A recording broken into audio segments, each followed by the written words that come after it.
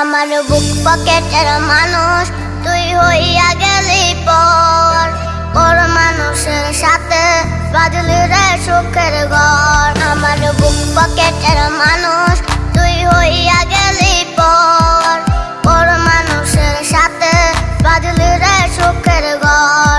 আমি মনমরা মানুষ, ওরে তুই ভালো থাক, শুনবি না কান্না পাবে মৃত আত্মার ডাক। আমি পারি না সইতে, আমি পারি না কইতে, বুকের ভেতরে শুধু আগুন জ্বলে রে।